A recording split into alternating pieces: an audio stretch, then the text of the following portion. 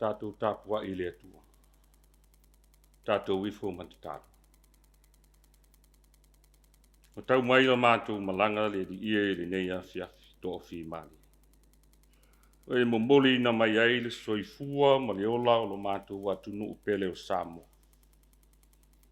Se o mātou tāpua I atu I la wa fio I le nei vaenga o le aso.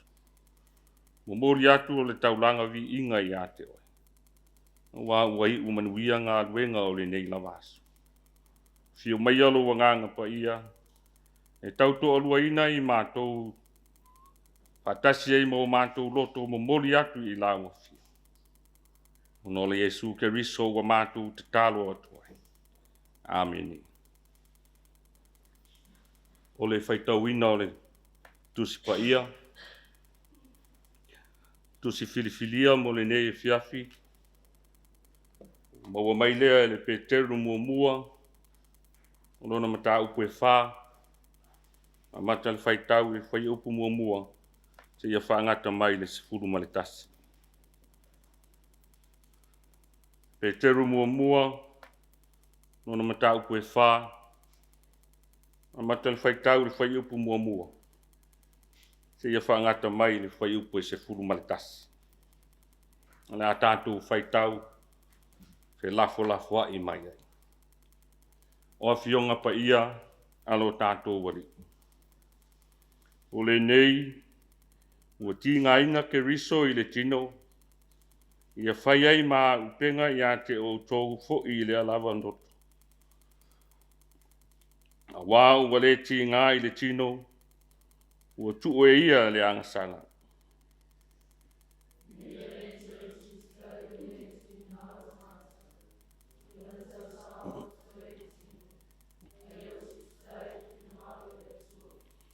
Ua lawa I aso ua mawae na whai ai o tau le manao o e whapau. O sawawali whaafita auru. O sawawali whaamata aitu. O tu ina nau. Ma le inu tele I le waina. Ma po ula. Ma inu ngā awa. Ma le ifo I tupua e soli ai tu la fono.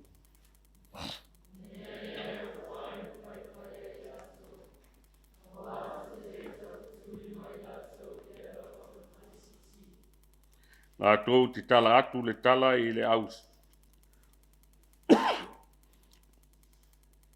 I le ua saunia e whaamasino I e ola mai e woti.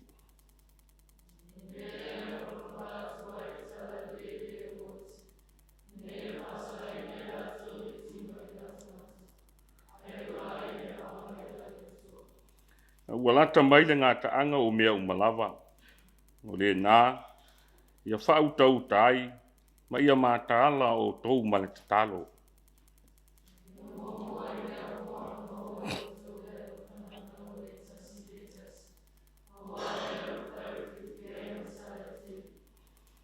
Ia o tau talia malanga o tau, ma e mui.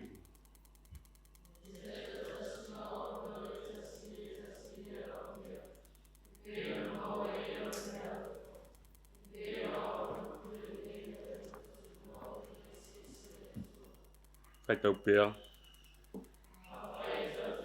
Tasi tusa mana fionga le atua. A whai au na se tasi. E tusi mane malosi o foi na mai le atua. Ne ia vi ia le atua I mea uma. Ono Yesu ke riso. Ia iante ia le vi inga mane mana. Kau ina ia whamanu ia mai le atua.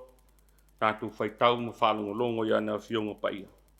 Tu mau ia te ia lona lava vi inga nei, se i o le whaavavau lava. Amen. Le launga le suafa mamalu le atua le tamā, le atua le alo, ma le atua le angangasa. Amen. Ia whaongaina le whai upa se fulu, au aila ngona ma manaku, o ni nei a fiafi, tātou toi whaitau whaatasi mai ai.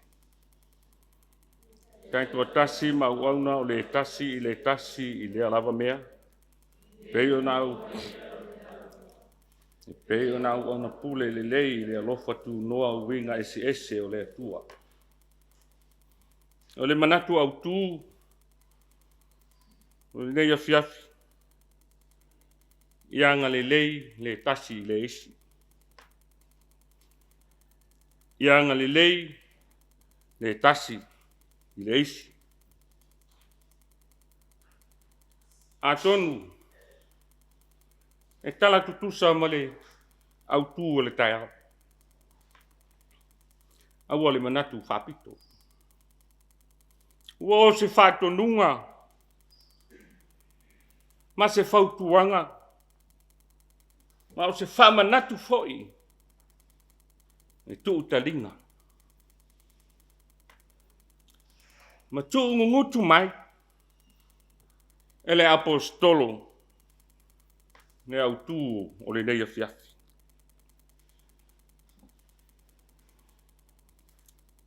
Ianga le lei, le tasi, i le tasi.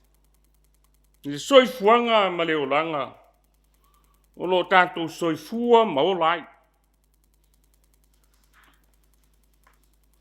O se whamanatu tā ua. Ma le au ngā tele.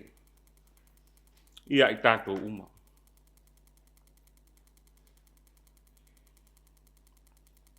E toi whawhangu mai ai. Le alofa tausi o le atua. O se whiau tā ua. Ia anga le lei. Le tasi, le tasi. A tonu. O lo tupu. Tu tonu a inga. Tu tonu o nuu. E kālesia. Ma lo tātou watu nuu o Samo. Le ola manatu whapito. Ma le manatu whamawalunga ua taulawa o na o ia. O nona a inga. E manuia. E le mana o e whasafua atu. Ma tufa atu. Le manuia ua maua.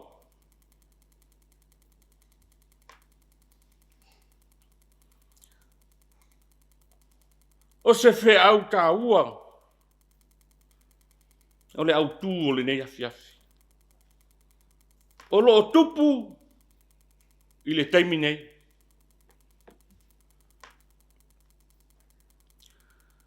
O la le tusi. Ia e alo fatu i le lua te tua oi. Ia pei o e lava i a te oi. O le tele o me alofa ese. E foai mai e le atua. Ua mawhai ai o na tātou whesoa soani. Ma whaasoa atu. E ni isi tangata. E ui lava i le ai o so tātou so tanga. I le ai o se tau ainga. Ai ona o le sila lava i le atua. Malana ngā luenga. Samoa e le atu nuu pele. Wa o mai ma wha manatu mai. Le fe au o le nei afiafi. Ia tātou. Ia anga le lei le tasi le isi. Aisea. Sila fia le lei e le apostolo. Le tūlanga o loo iai. Le ekalesia. Ma le lalolangi i le nei vai tau. O fe ese a inga. O māseinga. Aisea. O le vātau. Fe ese a inga. Ono o le whaasiri au pule. Ma fua isea. O le aisea lofa. Ua le aisea lofa. Ua manatu i fo lava ia, ua na o ia lava. Ma le ola e le fiato i lava. O le manatu wha maua lunga. e ua ngalo ia I tātou o loo sila fia e le atua mea umana. O loo sila le atua I o tātou roto, mo tātou manatu na tunga, o tātou mawhauwhaunga. E le aise mea I lilo I le sila whanga le atu. O lo tātou iai nei I le vai tau. Talu lava o na tula I mai o le whainga malo. Ua iai I le vai tau le nei. I le tele o le manuia ua whaasoa atu I tu malo taitasi. E ala I le miliona tala. O se manuia sa lilo. Au lea ua waaia. Ua manuia ai nuu maainga. Ai le ngata I lea. O nei mea lofa mo I lato. E iai mana o ngā whapito. A o le au mātutua fo. O manuia ia sa lilo ua whaasafua mai. Ina ia launga tasia tangata o lo tātou watunu. Ia maua ia I tātou le manuia mai le atua. O le manuia ua whaasoa atu. Ie o loo fia maua le fisoa soani. Samoai. O le apopo inga le apostolo. Mo I tātou li nei fiafi. Ina ia tātou sawa vali I ala o le atua. O na maua le I tātou o le fiafia. Ua lata mai le ngā taanga o le lalolangi. Ngā taanga o mea umalawa. Ule nei, ia whautauta ai, ma ia mātala o tau, ma I male te talo. Ia mua I mea uma, o na maua lea I tātou, o le manuia. Ma le nau. O le alofa, o le tasi I le tasi. Wa o le alofa, e ufi ai anga sala I tele. O le alofa, e whaawai ai mea uma. O Yesu ke riso, e rea ia fio I le langi. Lana wheta lainga ia o tou whea le whani. O lona whinangalo lea mo tātou. Na maua le I tātou, o le whengale ngā le ai, ma le ngā lulue whatasi. Ia tasi le fatu, tasi le loto, me ngā lulue ai. Na maua le I tātou, o se atu nuu tō whi maria. Le soifua ofo ina o Yesu ke riso. Na wina mai ai e le atua. Wawa whapea lava na lofa mai o le atua I le lalo langi. Wa ia au mai a lona tali e tōtasi. Ina ia le whano se tasi e whātua tua ia te. A ia maua ia le ola e whāwawau. Nau ta inga le nā. Ina ia tātou sauwhanga umai le ola e whāwawau. Ua tāpena e Yesu mo I tātou. Ia anga le lei, I le tasi I le isi. Amen. La tātou vivi I le atua, I le vi inga se laus furu ma le lima. Se laus furu lima le pese la tātou pese ai.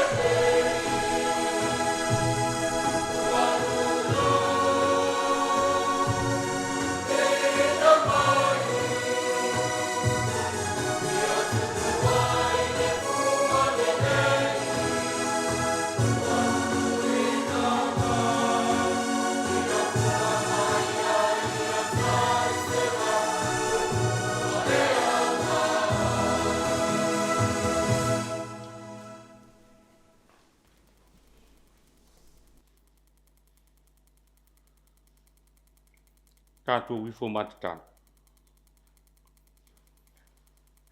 Le atua mamana, le atua matautia. O le atua siri lava la ua fio.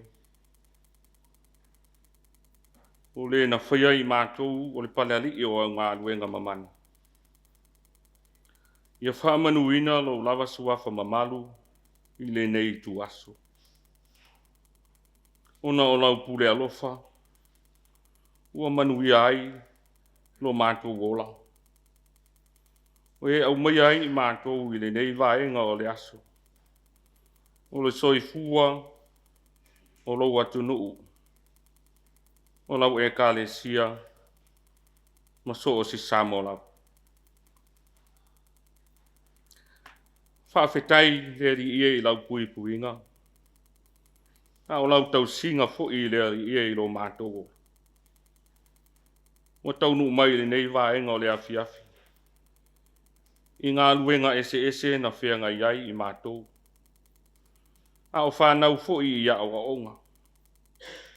Manisi na whaia le whaiva o le tautua. A o nai mātua tausi mātutua. I la lātou tāpua i ngā malu. Ua manuia ai whaiva ma whe au. O lo mātou wātunu. Ua au o manu ai. Ua le ai se mala e a whea i mātou. Ono o a awanga le lei ua fofola mai. Ua malutia ai lo mātou wola. Whaafetai lo wanganga whisoa soani. Tau to olua i nai pea lo mātou vai. E te mia whisoa i nai lo mātou wola i whita ma whaingatā o le olanga nei. E whaafetai e te au maia pea le mawhana. Me au maia le loto. I leo mātou soifua. E te letu ina lava i mātou. Whaafetai o manuia ma lo tamao a inga. E te whaasoa mai ma e fōa i mai mo i mātou. I so se ala ua anga le lei mai ai. I o mātou tangata. Whaafetai no le loto. Ua tuina i o mātou tangata. Mātou te vivi i atu ai i lo suafa. Mātou whaafetai e o a fionga pa ia. Ua whailawa lea masuru i o mātou vai. Ma malama lama i o mātou wala. E whaamanatu, e a o a iai mātou. A o mātou iai la mātou sāwaringa. O lo mātou nei. Whaasiri lava i mea umala mātou whaafetai. Ona o le taulanga na saunia e ala i lo walo. O le soifua o Yesu Keriso. Na ofoina atoa ina ia mangalo ma mamare tangata ngasala. E lawa fia pea vi inga e tele ma ia tu mau ia te oe lau lava pule e o lava i le whaavavau. E panga lea lea li ie mātou te toi lalo pea i le angasala. I mea ua mātou whaia ua mātou angasala ai. Whaamaua lalo, si sila mai au fofo ngā lofa. I e whaamamaina i mātou. I le toto pa ia o Yesu Keriso. O le toto e le aise pōna. O le toto e mama. Ina ia se isusunu ina ai i mātou. A oa o mai pea i mātou. Ina ia mātou loa na salamo whaamaoni. No furi tua i mea le anga ua mātou whai. Ai mātou whaia lo whina ngalo. Ni ua mātou whanau na watu i la ua fio. Ua e sila fia i mātou taito tasi. O le tangata malona manao. I lona lava loto. Na talo ina e se i alo whangia. Ma whaatau nuina o mātou mana onga. Whaamanuia i lo mātou watu nu o Samoa. E whaamanuia i ona tai. Se ia o lawa i ona tangata anu. Whaamanuia i lawa e ka le sia i ona tai ma vaenga ese. Se ia o lawa i ona tangata lotu. Whamanuia lo mātou watu nu malava. O tama whanau o Samoa o Taape ma salalau I atu nu e mamau. O e o tala ina lo lava finangalo. Ia ele ngata ilea. O whanau o lo whea ngai ma ngā ruenga. O whanau o lo whea ngai ma awa onga. Ia ele malutio o la ua fio. Mātou mana tua le lalo langi vevesi. Lea li ia pa I atu ia o a ao. Ma ia anga le I ta o ia atu. Ia le file mu o la ua fio. Whapei o na ia si o mātou watu nu o Samoa. Whamanuia le ala leo ma le ala ata le li ie. Ia wale mo moli ina o lo lava finangalo. I le nei vai asu. Ia le anga le o la ua fio. I ona whaululunga mai lātou o e ngā lulu e ai. Wa I le ata mai le ali ia I lātou ma le poto lau tele. Ina ia lātou whaatino ai pia le whiau ma le ngā luenga tau moli moli. I to tonu a inga maota malao a le ali e. Manuia mai la ua fio I le nei a fiafi lo watunu o Samoa. Pe a mātou saune whaia se malolonga. Ia malutia I mātou I o lava a awalofa. O la mātou te talo lea. Whātasi ai mo mātou mana o ngalilo. Ia whaia lawa I ai lo lava finangaro. Ai aua lava o mātou loto. Ai lunga o la mātou atunu o Samoa ma le nei potopotonga. Le manuia ma le file mu o la ua fio le atua le tama. Le alofa silisili ese o Yesu Keriso. O le maafutanga le mautu tia ma lo lava nganga pa ia. Ma futa ina ai mātou le nei afiafi se yo le whaavavau lava. Amen.